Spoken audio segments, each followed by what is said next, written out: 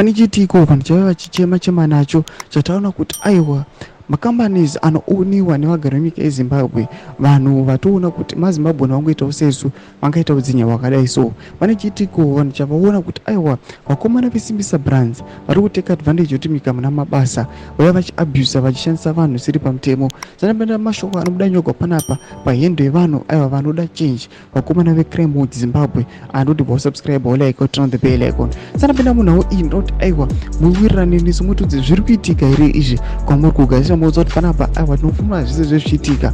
Vakomana veCrime Watch vanopinda nyora vachiti I would like to name and shame Simbisa Brands Limited. Yes, Simbisa, they are taking advantage nekunetsa kuri kuita mabasa. Vanokutora kuti 2 weeks training, no pay, no nothing.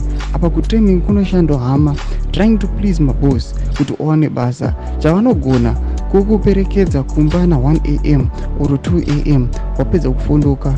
Boom, after 2 weeks unozotozokufonera apa vanenge vatotora mamwe matrainees vaitwa the same.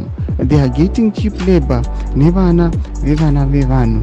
After 2 weeks kunenge kuchitogwa matrainees vachifondoka for mahara vachiiswa kumarestaurant avo akawanda. It's painful. Panapa tinoona vari kuya vachiexposa, vari kuya vachiti aiwa zvizvi zviri kuitika muSimbisa Brands yamuudza kuti aya ndo vakomana vanooperata, vana Cream Inn, vana Chicken Inn, vana Nando's vaya ndo vakomana, vana Bakers Inn, ndo vakomana vanorana those kind yemarestaurants avo. Tiri kuona kuti panapa vari kuya vachiexposa zvinzi aiwa vari kuwana cheap labor, vari kuona vari kuabusa vanhu vachingoti aiwa taking advantage yoti munyika muna mabasa vaya vachiti aiwa vanhu yeti kutrainei. Samuudza munhu anenge ari desperate, anenge achitoda kutoplisa mabosi ake otaka kufondoka achishanda zvaomarara.